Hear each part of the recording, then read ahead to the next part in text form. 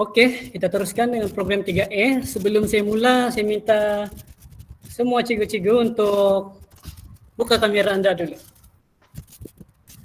Okey, buka kamera anda dulu. Mikrofon tu bagi mute lah. Dalam masa 1 minit. Mau buka juga. Okey, buka lah Ustaz.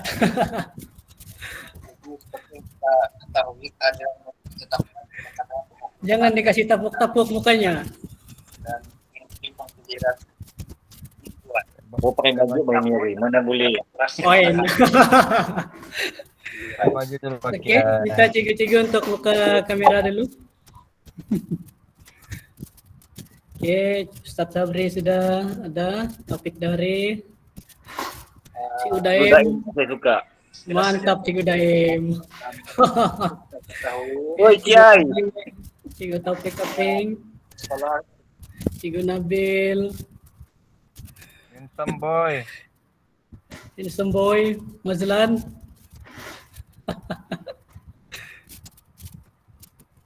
Okey, Ustaz Nazrin sudah ada.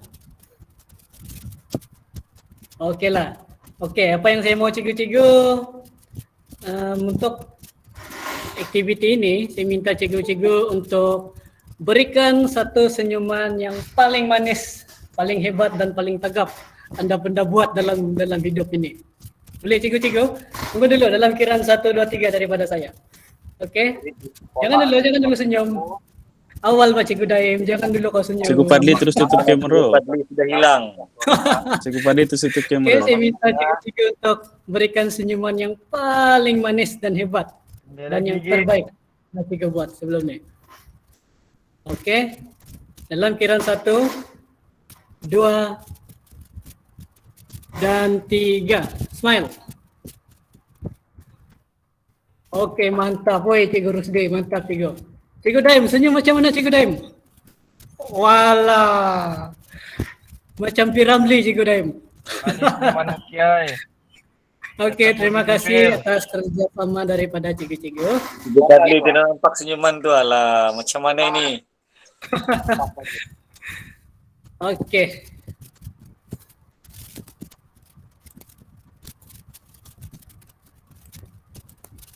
Okey, nampak saya punya slide ya cikgu-cikgu? Nampak. Okey, mantap. Terima kasih respon.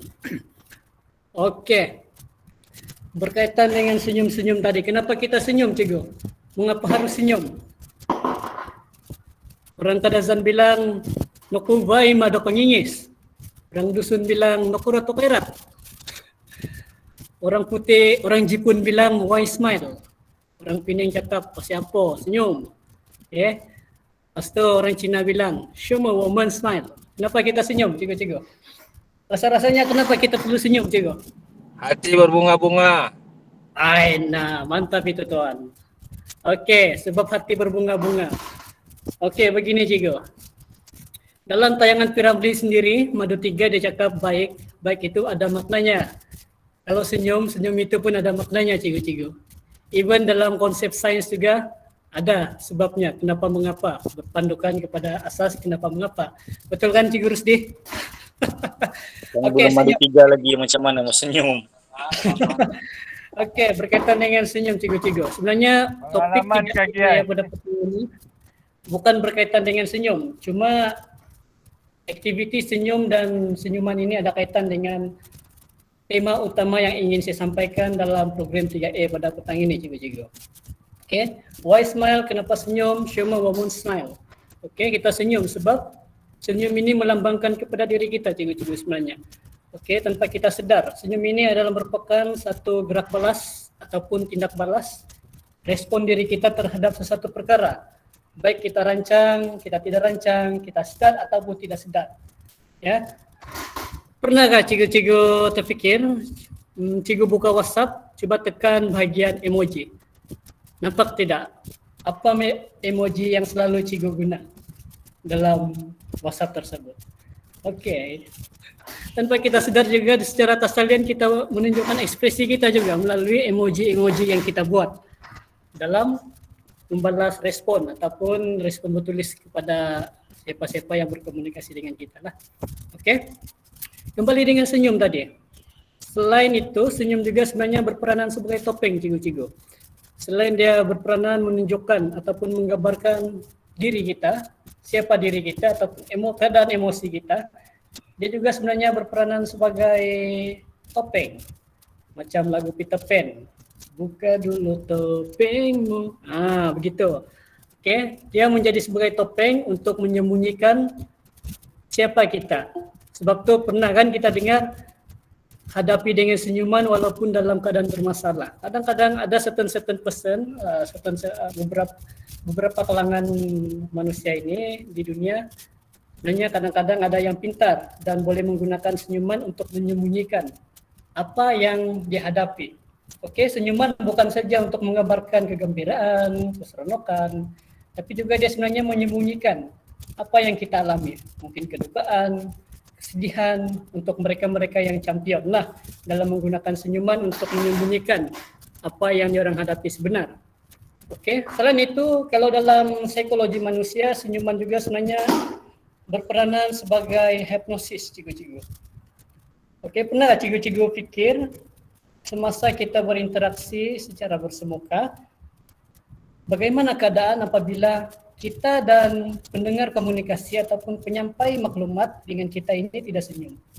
Pernah cikgu bayangkan bagaimana keadaan, apa yang akan jadi apabila tidak ada senyuman yang rukir, baik antara kita ataupun yang mendengar ataupun yang menerima, yang memberi maklum balas. Semestinya dia akan memberi satu persepsi kepada kita. Oh, mungkin dia ini sedang serius, dia ini mungkin sedang tidak bagus emosinya. Tapi coba kalau kita senyum, cikgu-cikgu. Ataupun sebagai contoh, kita berjumpa dengan orang yang tidak kenal, yang baru saja kita kenal, dan tiba-tiba kita buat ekspresi senyum. Coba tengok apa dia orang buat, cikgu-cikgu. Semestinya dia orang akan membalas senyuman kita, kan? Sebab itulah senyum juga berperanan sebagai hipnosis. Baik, berkaitan dengan senyuman ini selingan saja. Sebenarnya apa yang ingin saya sampaikan dalam program 3E pada petang ini adalah ada kaitan kita dengan senyuman, tapi nanti kita akan sentuh. Kita pergi kepada ini dulu, cikgu-cikgu. Sekarang saya ada satu gelas, satu pen dan sedikit air. Okey. Dalam ruangan chat, saya ingin minta cikgu-cikgu tulis pandangan cikgu terhadap benda yang dipaparkan dalam gambar ini. Adakah gelas ini separuh kosong atau separuh berisi air? Dalam masa 1 minit, cikgu-cikgu. Bermula daripada sekarang. Coba tuliskan di ruangan chat. Adakah gelas ini separuh berisi air ataupun separuh kosong? Okey, dalam 1 minit.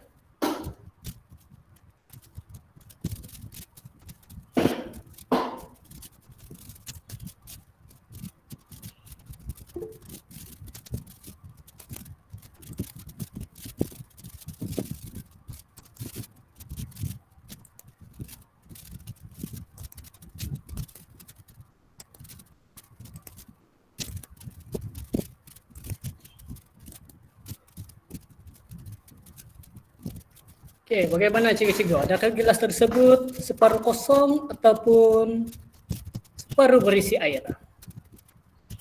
Typekan saja pandangan cikgu-cikgu dalam ruangan chat, cikgu.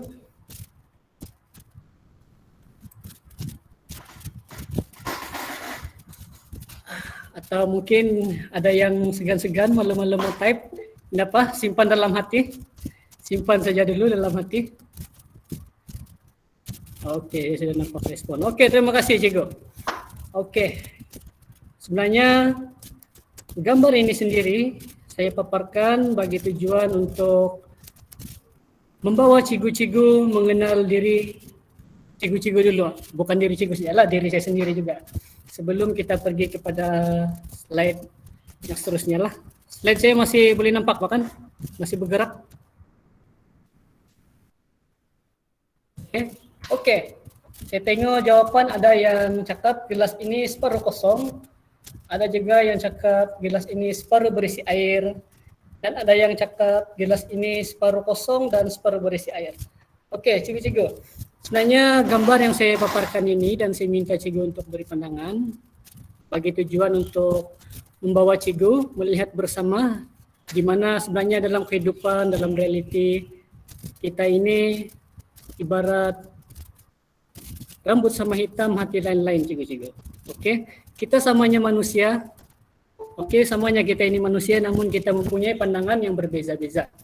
Okey, maksud sebenarnya kenapa ada yang cakap gelas ni separuh kosong dan separuh berisi, dan ada juga yang bilang separuh berisi dan separuh kosong. Maksud dia, bagi orang yang melihat gambar ini, yang menyatakan gelas ini separuh berisi air, sebenarnya ini bermaksud individu ini hanya fokus kepada apa yang dia sudah miliki sekarang, dan dia tidak akan fokus ataupun menghiraukan perkara-perkara yang lain. Apa yang dia ada, dia fokus itu. Contohnya kerja. Dia sudah ada kerja, dia akan fokus kerja ini dan tidak akan pikirkan benda lain. Benda-benda yang memang tidak ada kaitan dengan diri dia. Okey. Bagi yang memandang gelas ini separuh kosong, sebenarnya individu ini adalah merupakan individu yang lebih gemar untuk kadang-kalanya memikirkan benda-benda yang dia belum miliki. Okey. Dia sudah ada dalam apa yang dia miliki dalam diri, cuma masih ada beberapa perkara yang dia rasa dia perlu untuk capai ataupun belum dapat. Contohnya sudah ada kerja, tapi dia rasa ada kerja lain lagi yang dia mau. Okey, jadi sebab itu dia akan cuba fokus antara kerja dan perkara yang dia tidak dapat itu. Okey, bagi individu yang melihat gelas ini separuh kosong dan separuh berisi air, dia mewakili maksud kepada kedua-dua tanggapan tadilah, iaitu dia fokus apa yang ada dalam diri dan juga apa yang dia belum capai. Dia fokus kepada kedua-duanya. Okey. Jadi okey cikgu-cikgu. Nampak slide ini cikgu? Ada boleh bagi respon? Masih slide gelas. Masih slide gelas?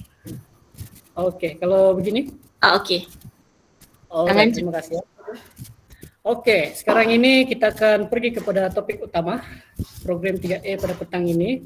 Saya akan pasang video ini dan saya akan minta cikgu sedikit ulasan daripada cikgu lah, sekarela mungkin yang boleh bagi tahu berkaitan dengan lagu dan juga bait-bait lirik yang ada pada lagu ini. Okey cikgu, saya mula.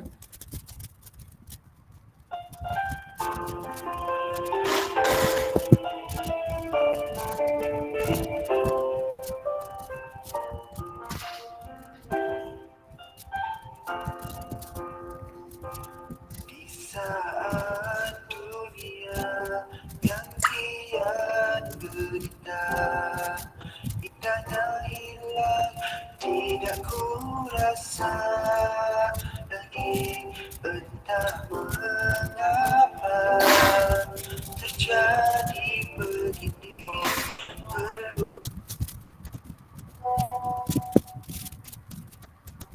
Okey, nampak video ini?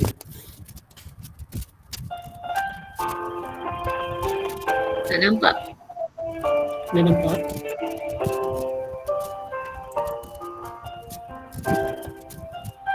Oh, okey. Keluar dah. Di saat dunia yang kian berita, Suara ada juga kan? Ada. Okey juga. Alright. rasa lagi, entah mengapa terjadi begini. Perlukah aku yang meniti rasa lepas, ku hilang tujuan, esok bagaikan tiada makna. Salahkah aku berpijak di bumi, ini sekadar mimpi atau realiti.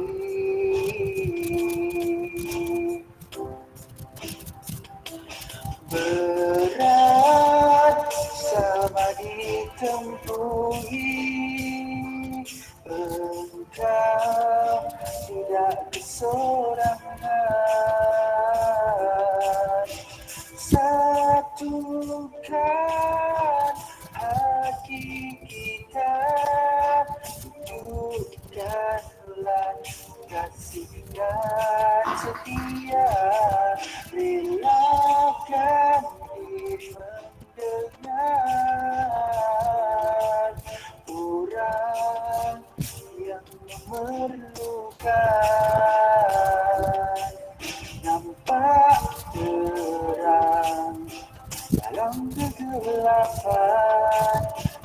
dendam erat tanganku ini.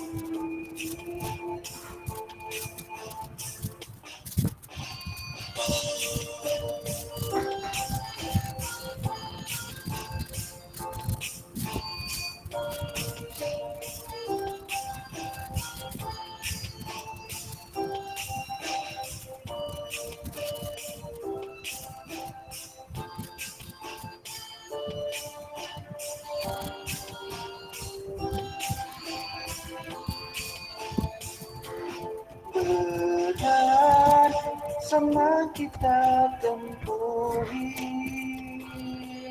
engkau tidak kesorangan. Satukan hati kita, tunjukkanlah kasih dan setia, relakan diri mendengar orang yang memerlukan, nampak terang dalam kegelapan, dendam erat dan ini. Dendam erat dan ini.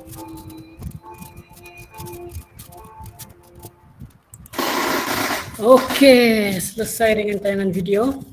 Rasa-rasanya Cikgu, rasa-rasanya apa yang coba disampaikan daripada tayangan video ini, Cikgu?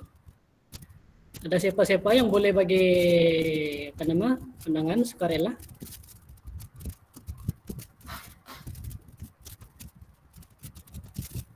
Tidak ada? Oke, sebenarnya video ini yang telah saya paparkan sebenarnya merupakan satu bait-bait lirik dan lagu yang mewakili tentang topik utama kita pada hari ini, yaitu kemurungan. Oke. Kalau kita pahami lirik daripada lagu tadi, dia menunjukkan betapa pahit, sukar, payah simptom-simptom ataupun penyakit kemurungan yang dialami lah pada siapa-siapa yang mungkin pernah. Saya percaya kita ini bukanlah tidak sempurna dalam manusia yang semua samanya saja. Ada yang pernah mengalami kemurungan, ada mungkin yang tidak. Tapi tidak mustahil, mesti semua pernah mengalami lah kan. Sebab kemurungan ini ada dua jenis sebenarnya, yaitu kemurungan tahap rendah dan tahap tinggi. Kalau tahap rendah ini kita masih boleh kawal dan tidaklah berpanjangan berbanding dengan kemurungan jangka masa panjang berlarutan mungkin seminggu 2 minggu, mungkin sebulan, mungkin boleh sampai setahun 2 tahun atau lebih, Cikgu. Oke. Pertama sekali apa itu kemurungan, Cikgu? Oke, kemurungan adalah merupakan satu bentuk gangguan perasaan ataupun gangguan dalam pemikiran emosi seseorang yang mengalami penyakit ini, sama ada dia sentiasa rasa takut, bimbang, sedih, marah-marah yang berpanjangan dan juga kebimbangan yang berpanjangan. Seperti mana yang saya cakap tadi, berlarutan mungkin dalam seminggu, 2 minggu, sebulan, berbulan-bulan, setahun, ataupun lebih. Oke. Seperti mana kata pepatah ini, berat mata memandang, berat lagi bahu yang memikul, Cikgu. Oke, pepatah ini sendiri mewakili, saya ambillah untuk mewakili kepada mereka yang masa-masa mengalami simptom kemurungan ini. Sebenarnya kemurungan ini, Cikgu, tidak boleh kita pandang mudah lah. Sebab kalau kita yang pernah mengalami mungkin kita tahu. Kalau yang kita tidak pernah mengalami, seperti inilah bunyinya. Berat mata memandang, berat lagi bahu memikul. Orang yang benar-benar pernah mengalami ataupun sedang mengalami saja yang tahu betapa perih, pahit dan sukar penyakit kemurungan ini, Cikgu. Bukan senang kemurungan. Kadang-kadang kemurungan boleh membawa kepada maut, yaitu bunuh diri kalau kita tidak dapat dikendalikan. Oke, ini tanda-tanda awal kemurungan, Cikgu. Yang pertama sekali, seperti yang saya cakap tadi, orang ini akan mengalami kesedihan, ataupun kekosongan perasaan dalam masa yang berpanjangan. Dan kadang-kadang dia hilang minat ataupun keseronokan terhadap apa-apa aktiviti. Mungkin ada aktiviti dia suka bersukan, tiba-tiba dia rasa rimas, janggal, tidak suka dengan aktiviti tersebut. Dia rasa tidak seronok, macam ada something yang mengganggu dia punya diri. Kadang-kadang orang yang mengalami kemurungan ini juga cepat rasa letih, tidak bertenaga, kadang-kadang putus asa, cepat give up. Dan ada satu masa dia juga kadang-kadang pandai rasa bersalah. Benda kecil, small matter, tiba-tiba rasa bersalah. Ataupun orang lain yang buat salah contohnya, tiba-tiba dia pula yang rasa bersalah. Dan kadang-kadang individu ini juga selalunya akan merasa diri dia tidak berguna lah. Jadi apabila ada perasaan-perasaan seperti ini Cikgu, dia akan mendorong kepada individu yang mengalami kemurungan ini untuk bunuh diri lah. Jadi seterusnya, gejala seterusnya kemurungan. Kadang-kadang orang yang mengalami kemurungan ini akan mengalami gangguan tidur ataupun mungkin selalu bangun awal ataupun terlebih tidur, maunya tidur terus. Kadang-kadang hilang selera makan, yang seterusnya membawa kepada penurunan berat badan lah. Okey. Selalu rasa macam yang saya cakap tadi, rasa saya ini tidak berguna. Rasa diri tidak berguna, seterusnya lebih baik saya mati. Tidak satu orang yang peduli saya, tidak satu orang pun yang menghiraukan saya. Okey. Dia rasa tidak tenteram, mudah marah dan hilang daya tumpuan dan ingatan. Ini lebih kepada minat lah. Seperti mana yang saya cakap tadi, dia hilang minat terhadap aktiviti-aktiviti, hilang minat dan keseronokan. Okey, seterusnya tanda-tanda orang yang mengalami kemurungan ini, kadang-kadang dia rasa sukar untuk buat keputusan. Kadang-kadang dia ada mengalami simptom psikologi, sakit kepala, seperti sakit kepala, sakit badan, gangguan penghadaman, pergerakan menjadi terhad, cepat gelisah, mudah cemas, dan juga kadang-kadang rasa fobia. Okey, Cikgu Atika keluar sudah gambarnya, Cikgu Atika? Ya, keluar sudah. Alright, terima kasih ya. Saya pun pelik kenapa slide ni tidak pernah Okey, seterusnya punca kemurungan. Kenapa kemurungan ini berlaku, Cikgu-Cikgu? Okey, ini antara penyebab kemurungan. Sumber daripada Kementerian Kesihatan Malaysia. Kemurungan adalah disebabkan oleh perubahan kimia dalam otak. Itu berlaku ketidakseimbangan kimia, neurotransmitter, serotonin, neuropine. Saya pun tidak tahu macam mana sebutannya ni. Okey, ini saya tidak berapa fasih lah macam mana mau terangkan sebab saya bukanlah seorang doktor. Okey, ini saya minta maaf lah. Okey, kadang-kadang kemurungan juga Cikgu sebenarnya berpunca daripada faktor yang diwarisi. Mungkin ada kita punya susur galur ataupun nenek moyang, ibu atau bapa yang pernah mengalami dan seterusnya mewariskan penyakit kemurungan ini kepada generasinya lah. Dan kadang-kadang juga kemurungan ini berlaku disebabkan oleh persekitaran hidup ataupun kekurangan sokongan keluarga dan sosial. Okey, kita boleh tengok ini dalam realiti sekarang semasa pandemik. Kalau kita tengok dalam berita semasa ramai rakyat Malaysia, saya tidak dapat tunjukkan statistik analisisnya. Dengan berlakunya pandemik ini, berlakunya PKP, Perintah Kawalan Pergerakan, dia memberi kesan yang sangat mendalam kepada rakyat Malaysia sebenarnya Cikgu-Cikgu. Kalau yang bekerja tetap mungkin tidak efek sangatlah, tapi macam mana dengan golongan yang bekerja sendiri ataupun bekerja dengan swasta? Ada yang kehilangan sumber pendapatan, ada yang dibuang kerja sebab pengurangan kerja kan. Okey, jadi bila berlaku isu-isu seperti ini Cikgu, dia mendorong kepada stres. Apabila individu ini stres, stres inilah yang membawa kepada kemurungan. Okey, dan apabila kemurungan ini dia tidak dapat tanggung beban kemurungan, dia seterusnya mendorong kepada level yang lebih tinggi, iaitu bunuh diri. Ya, jadi kita boleh tengok betapa sakitnya kemurungan ini Cikgu. Okey, penyebab kemurungan seterusnya disebabkan oleh ubat-ubatan juga. Okey, mungkin orang yang mengambil ubat berlebihan, okey, dan juga corak pemikiran lah, disebabkan oleh corak pemikiran. yang mencetus kepada berlakunya kemurungan. Dan seterusnya kemurungan, seperti yang saya cakap tadi, dia berpunca daripada stres.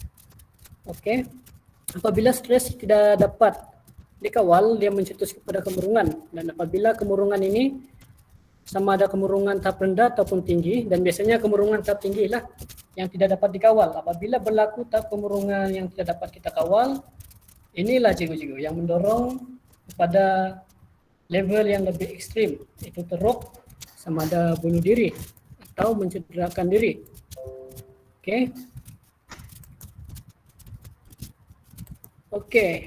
Itu pendapat umum tentang sebab kemurungan. Cikgu-cikgu nampak gambar ini kah cikgu? Nampak. Siapa kenal individu ini cikgu? Ada yang kenal kah? Cikgu Mazlan mungkin? Ada yang kenal individu ini? Handsome, masih handsome kan? Individu ini adalah merupakan seorang pelopor kepada teori perkembangan tingkah laku manusia, cikgu-cikgu. Namanya Abraham Maslow, dan dia memberi sumbangan besar dalam teori PCC ataupun pemusatan perorangan. Mungkin cikgu yang ada belajar psikologi, sempat mendalami psikologi, tahu apa yang dia cakap tentang perkembangan manusia ini. Dalam teori PCC ini dia telah memberi sumbangan bersama dengan Carl Roger, ataupun lebih mudah teori PCC ini kita panggil sebagai teori Rogerian lah. Dia cakap dalam teori ini perkembangan ataupun sifat-sifat seseorang manusia ini sebenarnya dipengaruhi oleh 5 faktor yang utama. Justru itu tokoh ini Abraham Maslow telah memberi gambaran lah dalam bentuk piramid bagaimana 5 faktor tersebut mempengaruhi pembentukan pemikiran, tingkah laku seorang manusia yang kita panggil sebagai hierarki keperluan Maslow, cikgu-cikgu. Berikut ini hierarki keperluan Maslow, 5 tingkat hierarki tersebut. Yang pertama keperluan fisiologi. Apa itu keperluan fisiologi, cikgu? Keperluan fisiologi ini meliputi makanan, keperluan asas lah, seperti makanan, air, pakaian. Dan seterusnya kedua yang diperlukan adalah keselamatan. Begitu juga tahap ketiga kasih sayang. Setiap manusia juga memerlukan kasih sayang. Sayang anak, sayang bini, sayang suami. Jangan pula sayang anak ditangan-tangankan, sayang istri ditinggal-tinggalkan. Dan yang tingkat terakhir adalah keperluan kesempurnaan diri. Di mana di tingkat ini dicakap seseorang individu ini dalam hidupnya dia memerlukan pencapaian terhadap apa yang dia inginkan. Itu lebih kepada cita-cita lah. Seandainya kelima aspek ini tidak dipenuhi, maka dia memberi pengaruh pada pembentukan pemikiran dan juga tingkah laku seseorang individu. Kita coba bayangkan cikgu-cikgu, seandainya kita tidak mempunyai makanan yang cukup ataupun mungkin aspek keselamatan kurang baik, apa yang jadi cikgu-cikgu? Mestinya dia akan mendorong kepada berlakunya stres, kerisauan, bimbang. Dan apabila perkara ini kita terlalu fikir sampai kita tidak boleh tanggung, dia seterusnya mendorong kepada kemurungan. Dan apabila kemurungan, terutamanya kemurungan tahap tinggi kita tidak boleh kawal, inilah dia. In game orang bilang. Jadi seterusnya cikgu-cikgu, bagaimana pencegahan kepada isu kemurungan? Yang pertama-tama sekali, ini cikgu-cikgu, ketahui penyakit Anda. Kalau Anda rasa, cikgu-cikgu rasa mengalami simptom-simptom seperti mana yang saya terangkan tadi, cepat-cepat berjumpa dengan yang pakar. Mungkin kalau di hospital dia ada pakar psikologi untuk isu-isu khusus seperti inilah. Individu yang mengalami mungkin kemurungan, kebimbangan, anxiety. Jadi jangan segan-segan, jangan malu-malu cikgu. Kalau rasa-rasa mengalami simptom ini, jangan kita pendam sendiri. Sebab kalau kita pendam sendiri, kemungkinan berlaku perkara yang kita tidak boleh hindarilah. Selalunya dia memerlukan pertolongan daripada orang yang lebih mahir untuk membantu individu yang mengalami penyakit ini untuk mengatasilah penyakit ini. Oke. Dan kita juga kena sentiasa bersikap positif juga. Oke. Jangan terlalu ambil lalu menghiraukan terhadap perkara-perkara yang negatif. Oke. Oke, itu saya ingat itu saja untuk program 3E pada petang ini. Jadi sebelum saya tamatkan, cikgu-cikgu ada soalan kah ya? Tidak ada. Oke, jika tidak ada, oke, program pada petang ini ditangguhkan pada tepat jam 3.27. Jangan dulu lupa, nanti saya akan send link hadiran untuk program pada petang ini, cikgu.